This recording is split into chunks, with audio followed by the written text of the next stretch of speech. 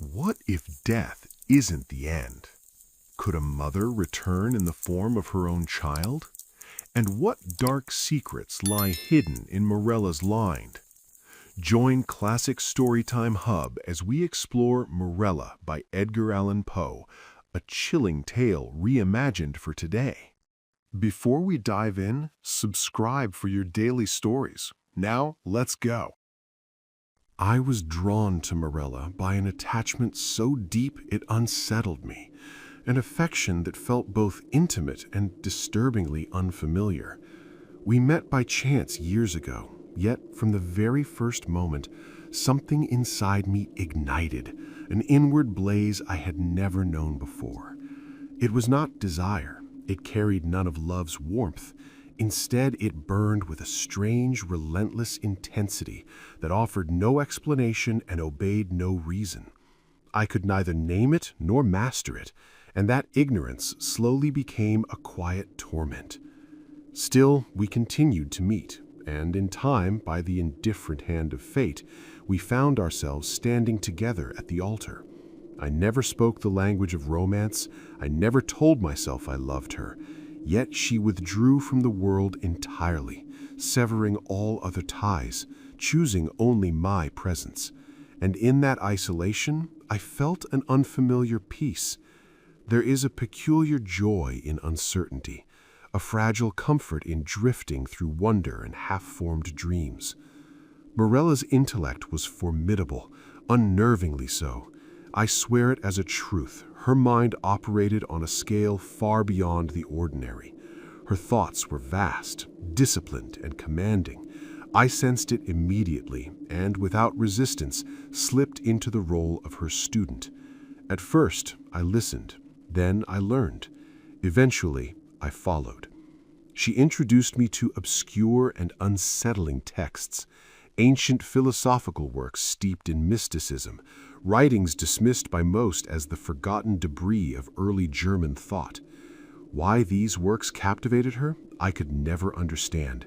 Yet she returned to them endlessly, studying them with unwavering devotion. Over time, through nothing more than proximity and repetition, they claimed me as well. What once felt alien slowly became familiar, not through persuasion, but through the quiet, irresistible force of habit and her influence. Looking back now, I realize that reason played almost no role in what followed. My beliefs, if they can even be called that, were not shaped by imagination or fantasy, nor did I consciously absorb the mysticism buried in the texts I studied. At least, that is what I told myself. I believed I remained untouched, unchanged, that nothing from those strange doctrines had seeped into my thoughts or actions. Certain of this illusion, I surrendered myself completely to Morella's direction. I trusted her without hesitation. With a steady heart, I followed her deeper into the labyrinth of her studies, never questioning where they might lead. I read what she placed before me. I listened. I endured. And then, there came moments when the pages before me felt forbidden, when the words seemed to breathe, when something unspoken stirred awake inside my mind. At those times, Morella would lay her hand upon mine, cold, deliberate, and speak softly. From the remnants of forgotten philosophies, she would summon phrases long dead, dragging them back into the light. Their meanings were obscure, unsettling, yet they carved themselves into my memory as if etched by fire. Hour after hour, I remained beside her, suspended in the sound of her voice. At first, it was soothing, almost musical, but gradually that melody changed. A subtle distortion crept in. The beauty became unbearable. Fear threaded itself through every syllable, and without knowing why, I felt my spirit recoil. A weight pressed down upon my soul. I would turn pale, trembling inwardly, disturbed by tones that felt less human than echo. In this way, delight dissolved into dread. Wonder collapsed into revulsion. What once appeared radiant transformed into something unspeakable. As sacred places turn into infernos by the shift of a single name, so too did the most beautiful presence in my life become the most terrifying. There is little value in describing in precise terms the nature of the debates that consumed our days. The subjects that dominated our conversations were dense, abstract, and unsettling. Ideas that would be immediately recognized by scholars of moral theology, yet would slip uselessly past the grasp of any untrained mind. For most, such discussions would have sounded like shadows arguing with shadows. Morella, however, found beauty in them. She moved effortlessly through radical philosophies that blurred the line between the soul and the universe. Visions of existence where all things dissolved into one boundless essence. She spoke of rebirth not as myth, but as transformation, of consciousness not as a private possession, but as something that might endure, migrate, or return. Above all, she lingered on a single obsession, the nature of identity itself. What does it mean to be oneself? She challenged the common belief that identity ends where the body fails. She questioned whether the self is anchored to flesh at all, or whether it resides somewhere deeper, in awareness, in memory, in the continuity of thought. I clung to the safer reasoning I had inherited, that personal identity belongs to a sound and rational mind, that it exists because consciousness persists alongside thought, defining us as distinct beings. This belief comforted me. It drew boundaries. It promised finality. But Morella was never satisfied with boundaries. She returned again and again to a darker question, the principle that separates one being from another, and whether that separation truly survives death. Does individuality perish with the body, or does it endure, unchanged, beyond the grave? These questions seized me with an intensity I could neither justify nor escape, not merely because of the terrifying implications they carried, but because of the way Morella spoke of them. Her voice would tighten, her eyes sharpen, as though she were recalling something known rather than imagined. There was an urgency in her tone, an agitation that unsettled me deeply, as if these were not theories to her, but memories. And it was then I began to fear that these ideas were not simply being discussed between us, but quietly preparing a place within me. The moment came when the mystery surrounding my wife no longer merely unsettled me, it ruled me. Her presence pressed upon my mind like an enchantment I could not break. I recoiled from the brush of her thinning fingers, from the softened music of her voice, from the dim, sorrowful glow of her eyes. Each of these once held me captive. Now they filled me with dread. She noticed everything, yet she never accused me, never spoke a word of reproach. Instead, she watched me with a faint, knowing smile and gave my revulsion a single name: destiny. She seemed aware, terrifyingly aware, that there was a reason for my growing distance, a cause hidden from me but clear to her. Still, she offered no explanation, not a gesture, not a hint. She was, after all, human, and she was fading. Day by day, her strength drained away. A fixed flush burned on her cheek, unnatural against her paling skin. Blue veins rose sharply beneath her forehead, stark and visible, as though death itself had begun to map her course. At moments, pity overcame me, softening my resistance. But then her gaze would meet mine, deep, deliberate, filled with meaning, and my compassion would collapse into vertigo. My soul reeled as if I were staring down into a vast and lightless chasm, drawn forward by a force I could not resist. Should I admit the truth, that I hungered for her death with a desperate and consuming longing? I did. Yet her spirit, frail as it was, clung stubbornly to its failing body. Days stretched into weeks, weeks into endless, suffocating months. Each moment of delay tightened around my nerves until thought itself fractured. I grew restless, then enraged. Time became my enemy. With a heart hardened beyond recognition, I cursed the hours, the days, the merciless passing of each breath. They seemed to lengthen endlessly as her life receded, slowly dissolving like shadows stretched thin across the final light of dusk. One evening in late autumn, when even the wind seemed to be holding its breath, Morella asked me to come to her bedside. Outside, the world lay under a thin veil of mist.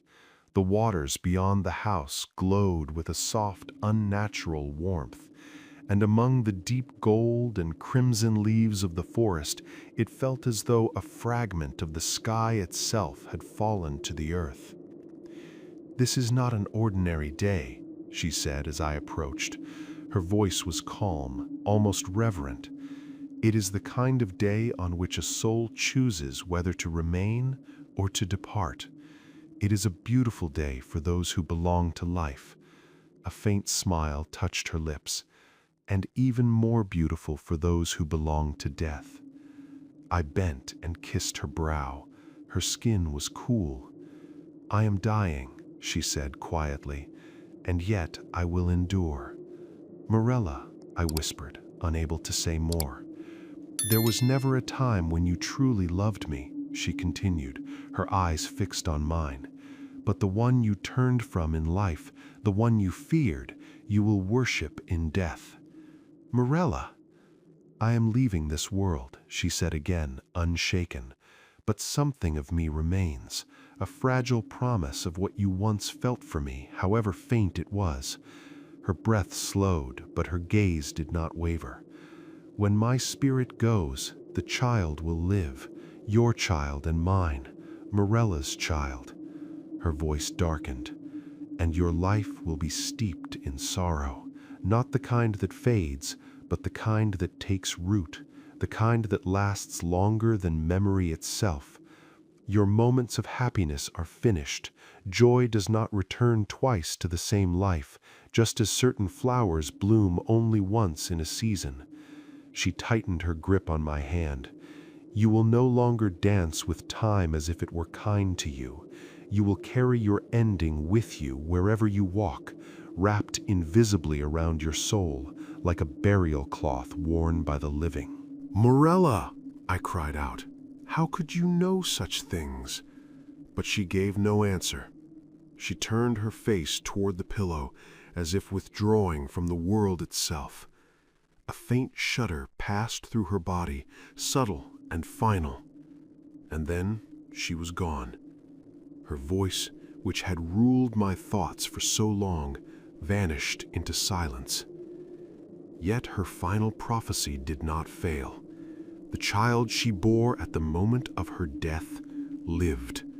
She did not draw breath until her mother's last had been released, as if one life had been waiting for the other to end. A daughter was born, and she survived. She grew with unnerving speed, both in body and in mind. Her resemblance to the woman I had buried was unmistakable, flawless, and deeply disturbing. And still, against all reason, I loved her. I loved her with a devotion more intense than anything I had ever felt for another living soul. It astonished me. It consumed me. But that fragile heaven did not last. Slowly, imperceptibly, shadows gathered. Affection gave way to unease. Unease deepened into terror. I had said she grew rapidly, and that was true. Her body matured with unnatural haste. But far more dreadful were the thoughts that seized me as I observed the unfolding of her mind. For what I witnessed defied every boundary of nature. From the mouth of a child came the insights of long experience. Innocent lips shaped words weighted with knowledge no youth could possess. I heard the language of memory spoken by one who had none. Hour by hour, I glimpsed the wisdom and the passions of full maturity flashing within her wide, searching eyes. They did not look outward at the world. They seemed to look back into it. And with every passing day, the terrible question grew louder within me. Was this truly a child learning to live, or a woman remembering how to return? As the truth pressed upon me, unrelenting and undeniable, I could no longer hide from it. My senses screamed it, my soul trembled beneath it, and every perception I had once trusted now quivered with terror. Is it any wonder, then, that fears, dark, impossible fears, crept into my mind, that my thoughts recoiled in horror toward the buried, spectral presence of Morella? I had pulled from the world a being I was compelled to cherish, and within the rigid walls of my home I watched her with a dread-fueled vigilance, haunted by every gesture, every whisper, every glance. The child, the living echo of the woman I had loved and lost, was a constant mirror of the dead, a reflection I could neither look upon with comfort nor escape. And as the years unfolded, day after day, I traced the outline of that haunting resemblance. Her face, innocent yet strangely knowing, bore the same eloquence, the same soft holiness that had once belonged to her mother. But it did not stop there. With every passing hour, every fleeting smile, every tilt of the head, the likeness deepened, grew darker, sharper, more exact. And with each new echo of Morella, my heart sank further into despair. Her smile mirrored the dead one I had loved. It thrilled me, then terrified me. Her eyes, wide and luminous, plunged into my soul with that same bewildering intensity, as if they had carried the memory of Morella's thoughts straight into my mind. The curve of her forehead, the glint of her silken ringlets, the delicate hands she buried in her hair, all of it became a language of horror. And her voice, oh, her voice, those soft, mournful tones, laden with the cadences and phrasing of one long gone, spoke not only to my ears, but to some hidden, undying part of my consciousness. It was as if a worm of dread, nourished on memory and longing, had burrowed into my heart, and no amount of time, no force of reason could make it die. The truth revealed itself gradually. Then, all at once, there came a moment when denial was no longer possible, when my senses recoiled from what they perceived, and my soul could no longer pretend ignorance. Fearful suspicions took root within me, terrible and intoxicating in their power, and my thoughts, unwilling yet compelled, returned to the buried theories and forbidden ideas of the woman I had laid in the grave. I withdrew the child from the eyes of the world. Fate demanded my devotion, and I obeyed. Within the severe isolation of my home, I watched over her with an anxiety that bordered on agony. Every movement, every word, every expression became an object of scrutiny. Years passed, and with each passing day the resemblance deepened. Her face, serene, gentle, almost sacred, began to mirror the woman who was no more. At first, the similarities were subtle. Then they multiplied. They darkened. They sharpened into something unmistakable and unbearable. I could tolerate a familiar smile. I could endure eyes shaped like her mother's. But when those eyes began to look as Morella once had, piercing, knowing, filled with an ancient and unsettling intention, I felt my spirit recoil. It was everywhere, in the arch of her brow, in the soft coils of her hair, in the pale fingers that threaded through it absent-mindedly, in the sorrowful cadence of her voice, and worst of all, in the words she spoke. Phrases long buried with the dead returned to life on the lips of the living. Each utterance fed a horror that gnawed endlessly at my thoughts, a corruption that refused to perish. 2 decades passed, and still my daughter remained without a name. I called her my child. I called her my love. No other names were spoken, for no others were permitted. Our lives unfolded in rigid seclusion, untouched by the outside world. The name of her mother had died with her. I never spoke it. I never could.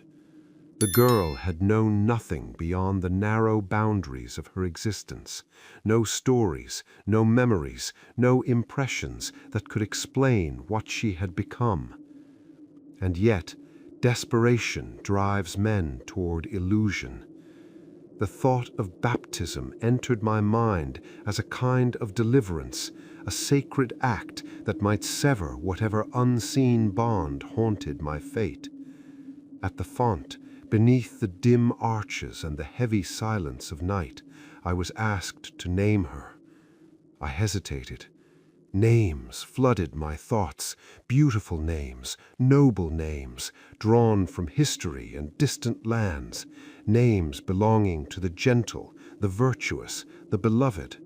Any one of them would have sufficed. And yet, what force compelled me to disturb the peace of the dead? What dark impulse urged me to shape a sound that even memory itself had learned to fear? What voice, no longer mine, rose from the depths of my soul and spoke when I leaned toward the holy man and whispered a single name, Morella? At that sound, my child convulsed.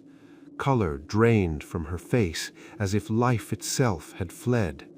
Her eyes, suddenly glassy, unseeing, lifted from the earth toward the heavens. She collapsed upon the cold stone of our ancestral vault, her body striking the floor in dreadful finality. And from her lifeless lips came an answer, not an echo, not a cry, but a recognition.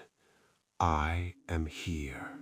Those words reached me with terrible clarity, precise, emotionless, unmistakably real. They did not echo. They did not fade. They struck my hearing and then sank inward, heavy and burning, flooding my mind like liquid metal. Years may pass, entire lifetimes may erode into dust, but the memory of that instant will never loosen its grip on me. I did not live among joy, though I understood its language. I knew of beauty, I knew of celebration, but poison and mourning became my constant companions. Shadows rooted themselves in my days and nights, and I ceased to measure time or place. Direction abandoned me. The guiding lights of my destiny dimmed and vanished from the sky, and as they did, the world itself lost its form. Everything around me dissolved into motion without meaning, faces drifting past like specters without substance. Among them all, I saw only one. Her name filled the air I breathed. The winds carried it endlessly. The waters whispered it without pause. Every sound the world produced shaped itself into a single presence. Morella. She died. With my own hands, I carried her to the grave. And there, standing amid the silence of decay, I uncovered the truth that shattered what remained of me. When I laid the second body to rest, I found no trace, No sign, no remnant of the first. And in that moment, a laugh tore itself from my chest, long, hollow, and monstrous, echoing through the house of the dead. For the tomb held only one name: Morella. And thus the story ended. If you liked this journey into the worlds of classic literature, do not forget to support us by subscribing so we can tell you more. And hey, if there's a classic tale you'd love to hear told in this suspenseful style, drop its name in the comments below. Your suggestion might be our next chilling adventure.